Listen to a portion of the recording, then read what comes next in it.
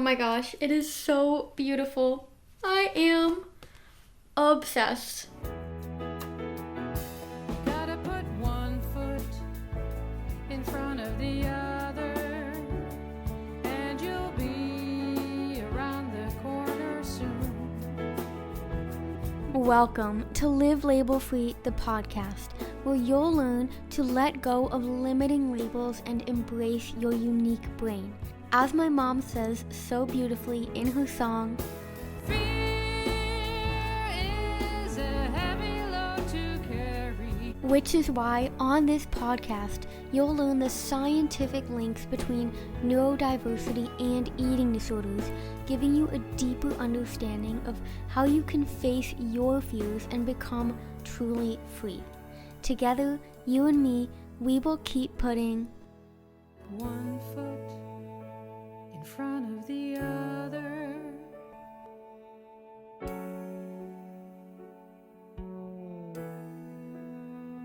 Hello, and welcome back to the Live Label Free podcast, or if you are watching on YouTube, welcome to my YouTube channel, and if you are listening to the podcast, I highly recommend you come on over to YouTube and see me talking and see me visually, because this is the first time I've created a video, like an actual video format of me being visually seeable in a long time, and that's because today is a very special occasion, and that's because I have a very special announcement, and that's my cookbook, Nourishing Neurodiversity, Simple Recipes to Nurture Your Body and Mind, is finally here, and I am so excited that my cookbook is finally here, because this cookbook has been a long time in the making.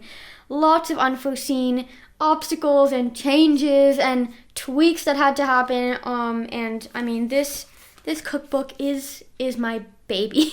And if you do follow me on Instagram or subscribe to my newsletter or really listen to any of my past podcast episodes or listen to any of my past YouTube videos, you know I'm also writing another book right now, my memoir, which is coming out in a few months. I actually just got the manuscript back from my editor, so that's hopefully going to come soon too.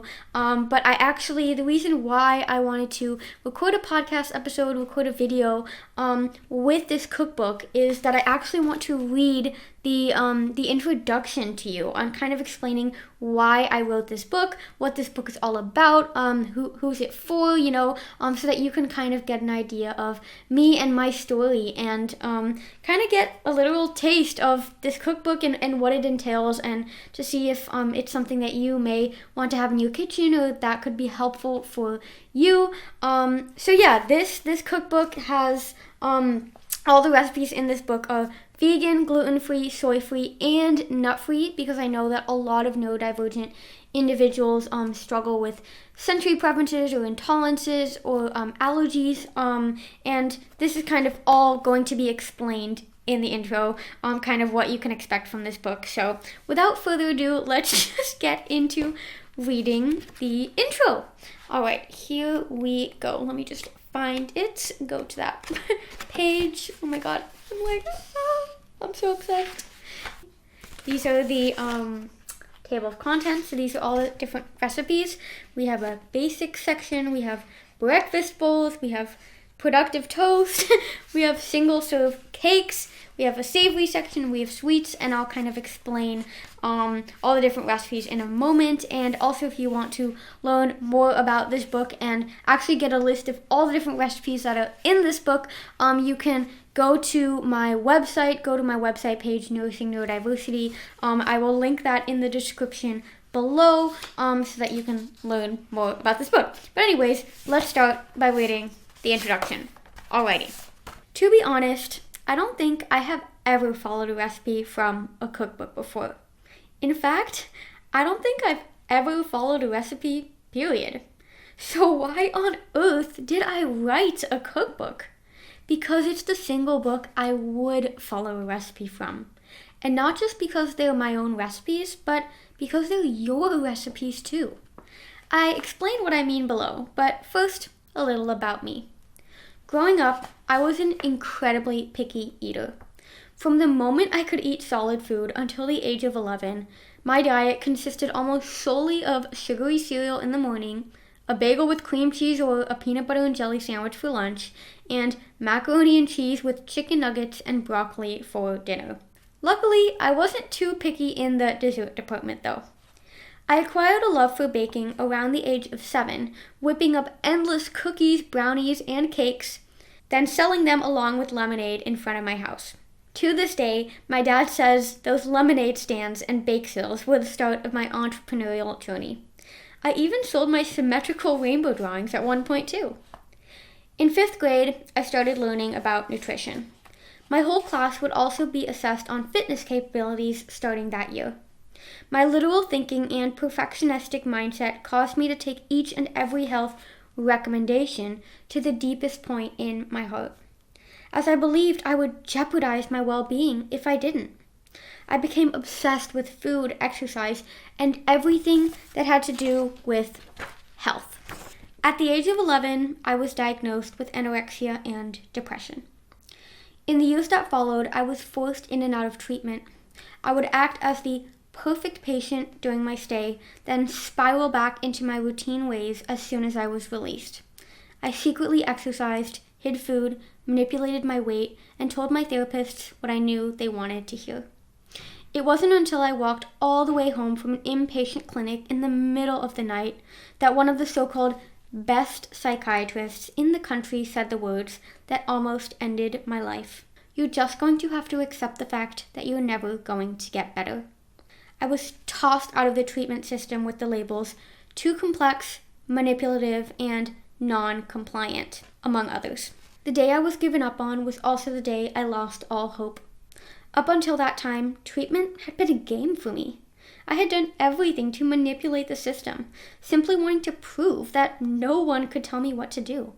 But now, there was no more manipulation that could be done. I'm sorry, I'm getting a bit emotional here. I had been given up on. How was I supposed to rebel against that?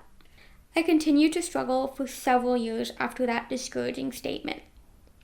Part of me wanted to recover and believed a better life was possible, while a seemingly stronger part of me couldn't let go of the rituals and routines that made me feel safe.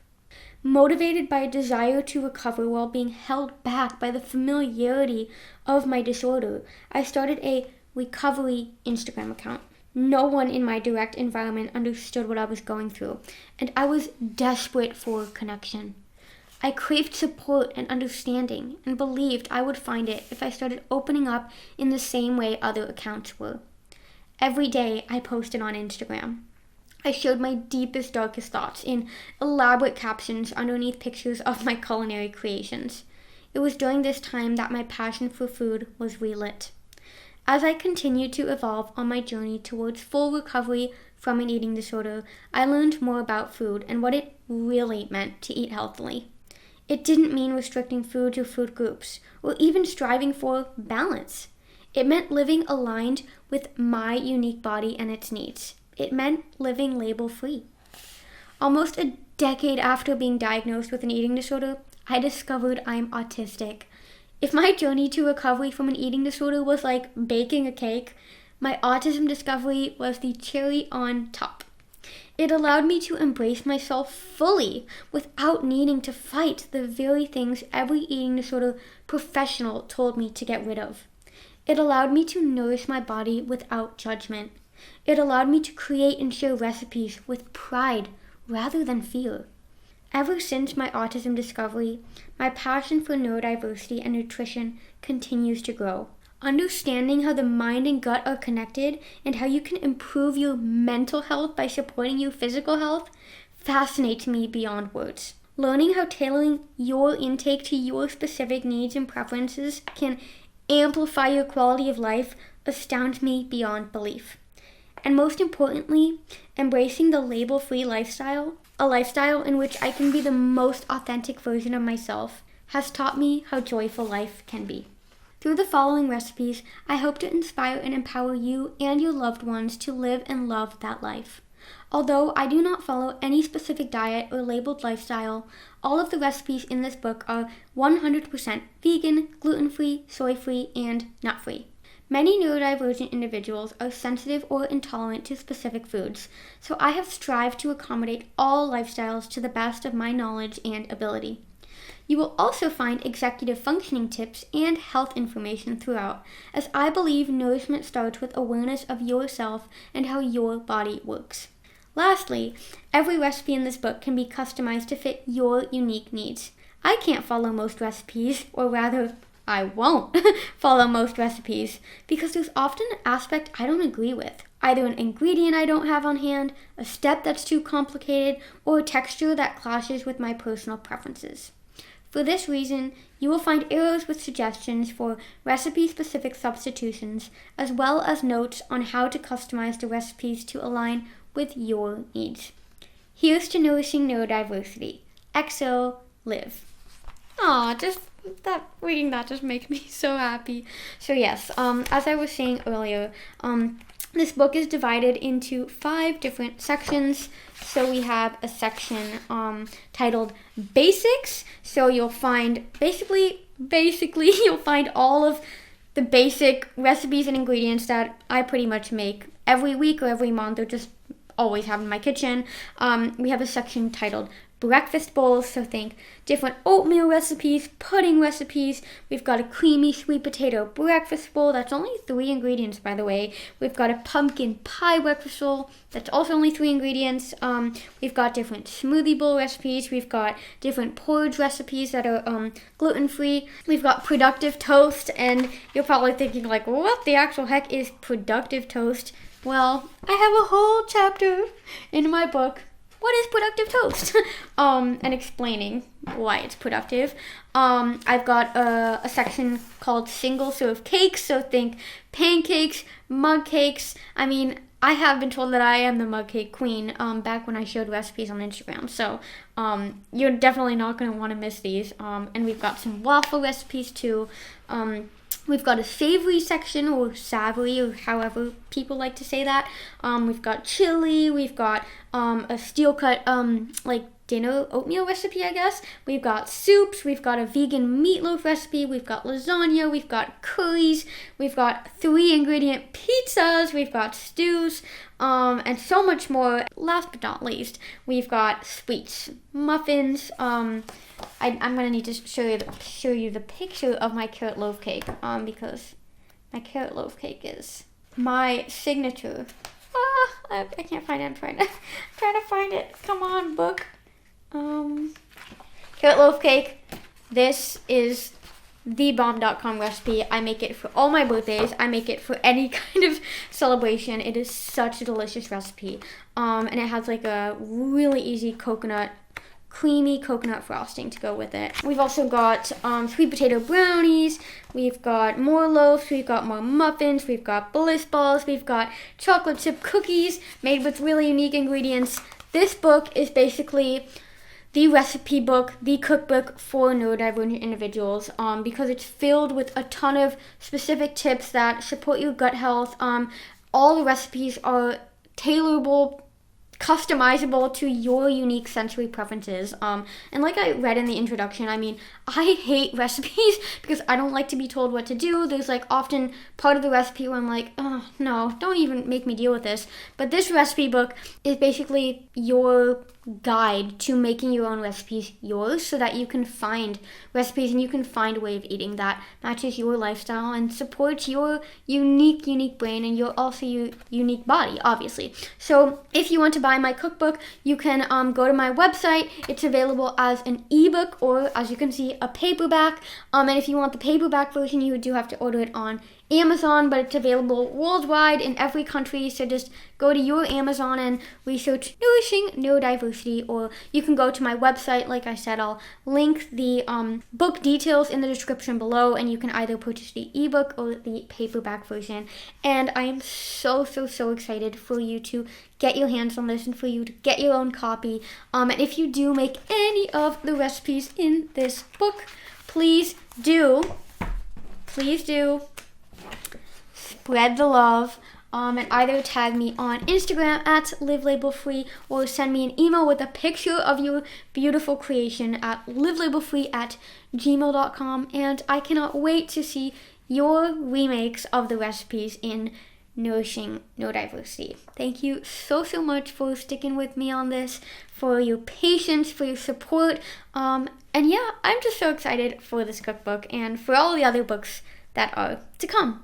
Alright, I'll see you in the next video, or if you're listening to the podcast, I'll chat with you in the next episode. Bye-bye for now. Just one foot in front of the other, and you'll see around the corner soon. This podcast has been recorded by your host, Liv. This podcast has been edited by my wonderful friend Dharma, and the beautiful song One Foot in Front of the Other that you are now listening to was written and recorded by my beautiful mom, Louise Alexandra. I am so grateful for my team and everyone who supports Live Label Free. Together, we are always stronger.